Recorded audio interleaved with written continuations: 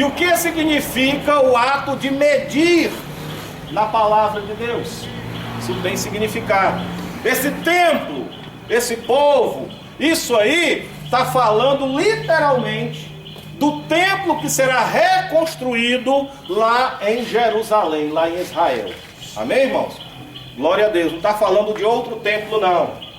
Mas o ato de medir, veja aí, Lamentações de Jeremias, capítulo 2 e versículo 8.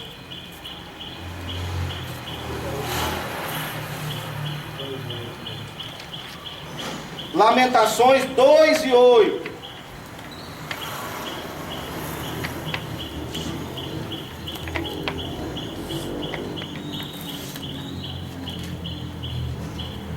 Lamentações vai ficar entre Jeremias e Ezequiel. 2 e 8 de Lamentações. Intentou o Senhor destruir o muro da filha de Sião, estendeu o cordel, não retirou a sua mão destruidora, fez gemer o antemuro e o muro, eles estão juntamente enfraquecidos. Está dizendo que Deus estendeu o quê? O cordel. Ele mediu o muro. Então o ato de medir na Bíblia é ato de julgamento. Amém? Ele está dizendo assim: João, mede o templo. João, esse templo aí está julgado. Esse templo aí vai ser destruído. Esse templo aí vai cair. Amém, irmãos? Essa cana que João pega nas mãos é como 1 metro.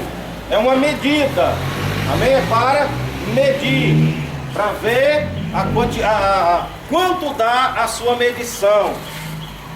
O ato de medir também pode ser visto em 2 Samuel capítulo 8, versículo 2, onde ele diz lá que mediu e dessa forma ele estava julgando. Amém, irmãos? Uma medida lá fala assim, uma medida, 2 medidas para matar e uma para deixar com vida.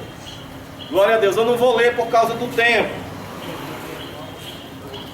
Então o ato de medir do versículo que nós lemos significa julgamento. Amém? 2 Samuel o que, pastor? 2 Samuel capítulo 8 e versículo 2. Vamos ler agora o versículo 3 e 4. Apocalipse 11. E darei poder a minhas 2 testemunhas, e profetizarão por 1260 dias.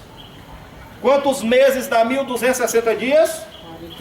40, diga comigo, 42 meses. Amém? Total de anos? 3 anos e meio. Qual é o tempo de profecia, o tempo de ministério das 2 testemunhas? 3 anos e meio. Então elas vão profetizar durante a segunda metade do período do reinado do anticristo. Amém? Aonde elas vão profetizar? Lá na cidade de Jerusalém. Glória a Deus. São 2 homens. A Bíblia fala sobre eles. Versículo 4.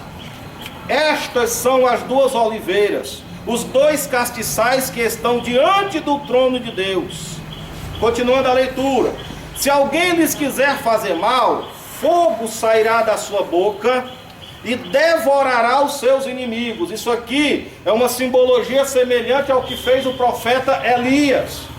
Quando o rei Elias estava num determinado lugar no monte, e o rei mandou um capitão de 50 e disse: desce, Elias, que o rei mandou te chamar. Desce, homem de Deus. Elias respondeu: se eu sou homem de Deus, que desça fogo do céu e os consuma. E na mesma hora diz a palavra que desceu o fogo do céu e consumiu todos os 50. Amém? Então aqui fala como se saísse fogo da boca da pessoa, mas não é assim, é pela palavra que for profetizada, assim como profetizou Elias. Amém? Não é fogo literal como um lança-chamas, né? Isso é para nós entendermos o significado da palavra. Glória a Deus. Continuando a leitura, capítulo 11, versículo 5. Se alguém lhes quiser fazer mal, mal a quem? As duas testemunhas. Sairá fogo da sua boca e devorará seus inimigos. E se alguém lhes quiser fazer mal, importa que assim seja morto. Então, no momento em que eles pedirem, fogo do céu vai descer sobre qualquer pessoa, exército, seja o que for, que se aproximar para fazer mal a eles. Desça fogo do céu, vai descer na hora, amém? Então o povo vai ficar com medo deles, não é verdade? Né? Serão dois homens poderosos. Elas têm poder para fechar o céu. Quem foi que fechou o céu por 3 anos e meio? Elias.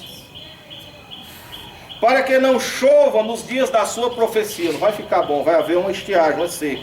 E tem poder sobre as águas para convertê-las em sangue. Quem era que tinha esse poder? Moisés, através da vara que Deus deu para ele. Está começando a aparecer que são Moisés e Elias? Não. Dá uma identificação. Nós vamos já ver, né? Está só parecido. Viu, pastor? Porque no tempo da transfiguração, apareceu para o Senhor Moisés e Elias. Isso. E Muito vemos bem. que fala que eles dois estão no trono de Deus. Diz que não viu aonde foi enterrado Moisés e Elias subiu no carro de fogo. Pronto, é o que dizem, né? Muito bem, vamos continuar. Tem poder para fechar o céu, para que não chova nos dias da sua profecia, 3 anos e meio. E tem poder sobre as águas, para convertê-las em sangue, para ferir a terra com toda sorte de praga, quantas vezes quiseram. Lá no Egito foi 10, mas eles têm, ó, livre, né? Pode ferir a terra com quantas quiserem. E quando acabarem o seu testemunho, a besta que sobe do abismo lhes fará guerra e os vencerá e os matará. Quando chegar o tempo final do seu ministério, o anticristo vai fazer guerra contra eles, ou seja, vai conseguir ter acesso a eles e vai conseguir matá-los. As duas testemunhas. Mas vamos ver aqui o que foi escrito e anotado sobre essas testemunhas. As duas testemunhas dizem, os escatologistas, os teólogos dizem que essas duas testemunhas são ou Enoque e Elias, ou Moisés e Elias, por causa da semelhança ministerial e profética. Mas isso, meus amados irmãos, é apenas especulação. Nós não podemos dizer enfaticamente, categoricamente que são, primeiro porque a Bíblia não diz que são. E eu não posso deduzir, até mesmo se nós voltarmos no tempo e vamos ver Jesus apontando para João Batista, figuradamente dizendo que ele também era Elias. Mas na verdade não era o mesmo Elias o tesbita, porque não existe reencarnação. Amém? Na verdade ele veio no poder profético.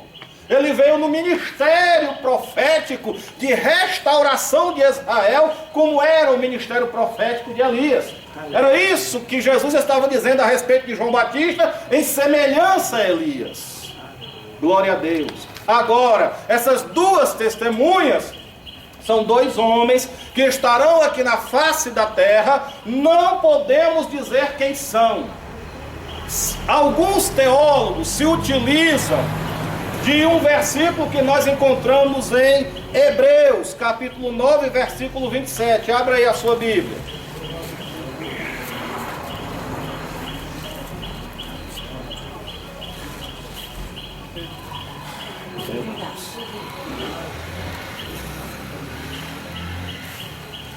Hebreus, como é que está aí?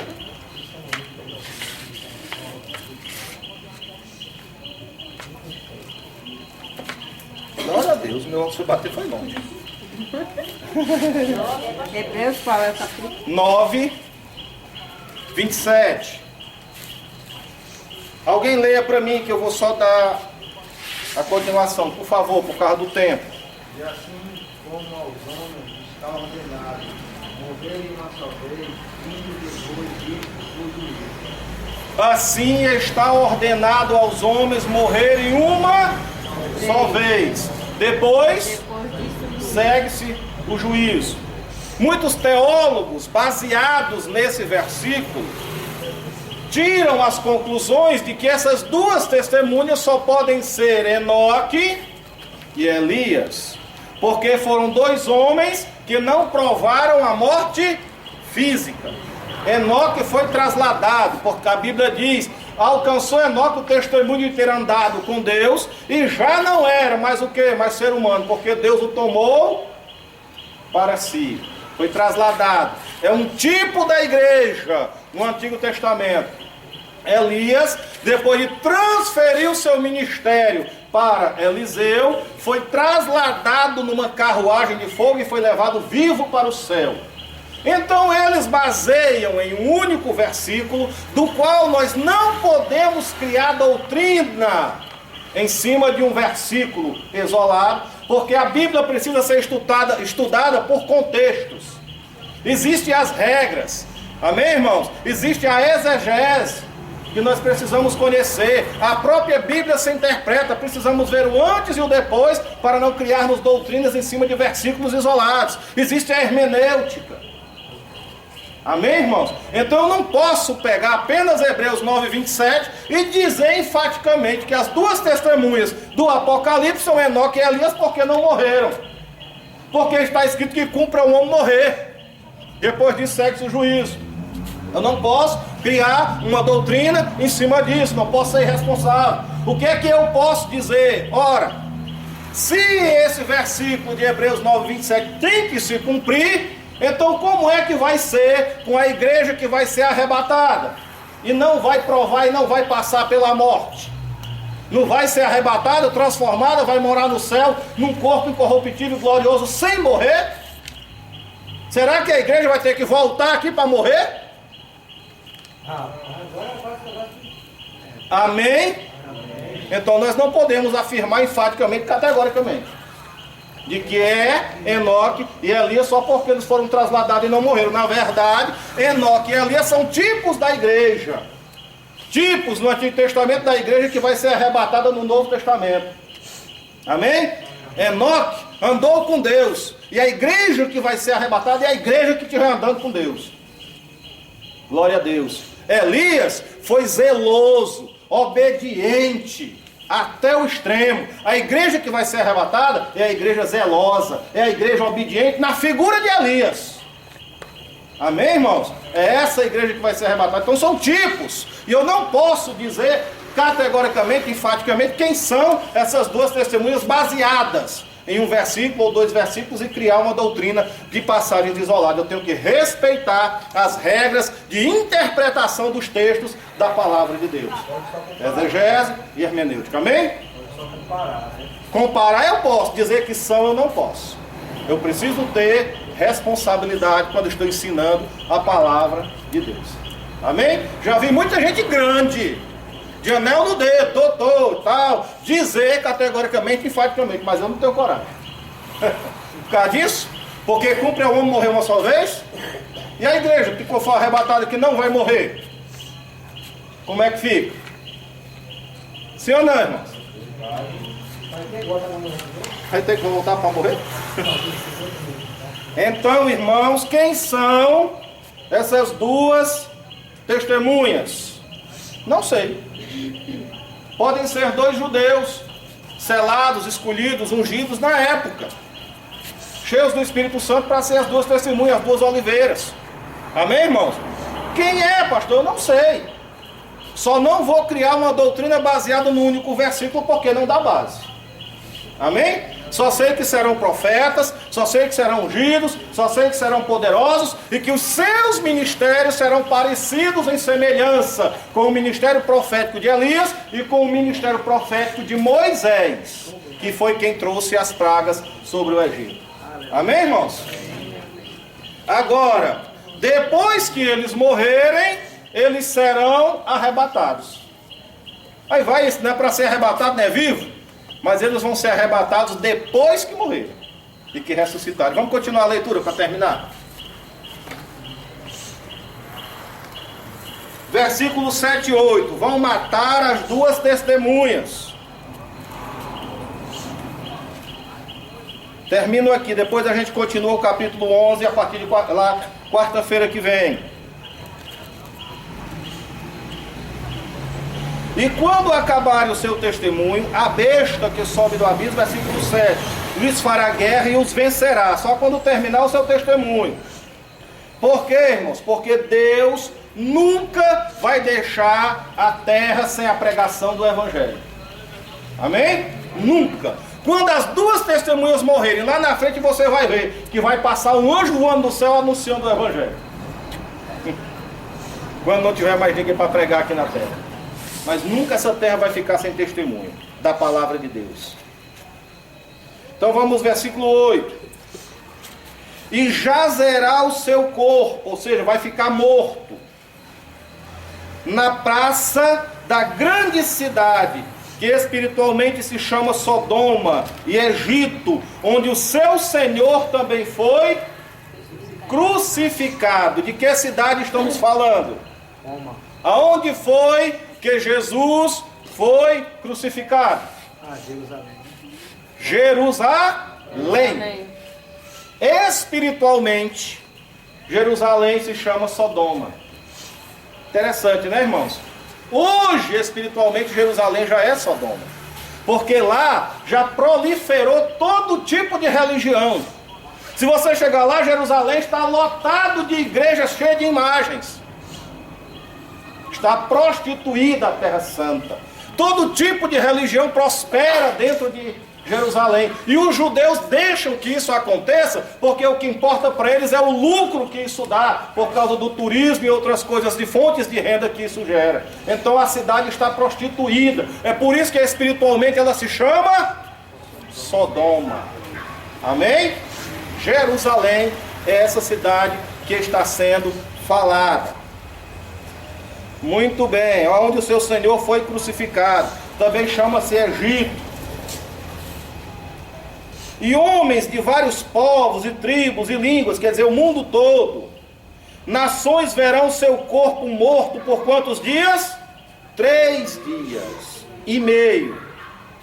E não permitirão que o seu corpo morto seja sepultado. As duas testemunhas vão morrer lá num determinado lugar em Jerusalém. E essas duas testemunhas terão perturbado tanto as nações, porque eles vão profetizar seca, eles vão profetizar chuva de fogo do céu, eles vão profetizar contra o governo do anticristo. E nessa época o mundo todo vai estar adorando o anticristo. Então o mundo todo vai ser inimigo das duas testemunhas. Sim ou não? Amém? Então quando eles conseguirem matar, eles não vão querer nem enterrar. Deixa lá para ser visto, para ser filmado, como testemunho para o mundo todo, de que quem se levanta contra o anticristo acaba morrendo. Que não tem vitória se levantar contra o anticristo. É isso que eles estão fazendo, deixando os corpos deles 3 dias e meio lá expostos numa praça. Mas essas testemunhas pertencem a um Deus vivo. Amém? Então o que é que acontece? Eles vão fazer festa, irmão. O mundo vai fazer 3 dias de festa pela morte das duas testemunhas. Vão fazer um carnaval pela morte das testemunhas. E os que habitam na terra se regozijarão sobre eles, e se alegrarão, e mandarão presentes uns aos outros, porque estes 2 profetas tinham atormentado os que habitavam sobre a face da terra. E depois daqueles 3 dias e meio, o Espírito de vida veio de Deus, entrou neles, e eles se puseram sobre os seus pés. 3 dias e meio depois, Deus ressuscita os 2. É poder, né, irmãos? E assombro para o mundo todo. Glória a Deus. 3 dias morto na praça de Jerusalém. E o mundo fazendo festa. 3 dias e meio depois, Deus levanta os 2 e bota em pé. Amém, irmãos?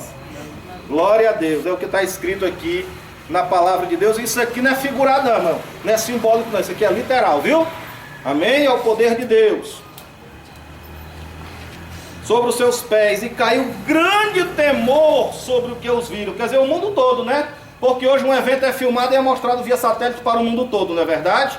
Então vai cair temor sobre todas as pessoas do mundo. Eu vou ler só até o versículo 14, que é o final do parêntese, amém? Aí quando começar o toque da 7ª trombeta, nós começamos quarta-feira que vem, que é a partir do versículo 14. Tá vendo? Vamos encerrar aqui. E ouviram uma grande voz do céu que lhes dizia: subi aqui. Glória a Deus. E subiram ao céu em uma nuvem, e os seus inimigos o viram. Oh glória! Louvado seja o nome do Senhor Jesus. Irmãos, não existe vitória final para os inimigos de Deus. Só existe derrota. Amém, irmão? Mesmo que pareça que vai haver uma vitória, como nesse caso, mataram as 2 testemunhas, os 2 profetas, deixaram morto lá, expostos na praça por 3 dias e meio. Todo mundo festejou dizendo o quê? Vencemos. Não é verdade? Derrotamos a Deus, derrubamos as suas testemunhas. 3 dias e meio depois, Deus manda o espírito deles de volta, coloca eles em pé e chama do céu, todo mundo escuta, e eles sobem numa nuvem e todo mundo fica assistindo. Louvado seja Deus. Glória a Deus. Não existe derrota para quem serve fielmente a Deus. Amém?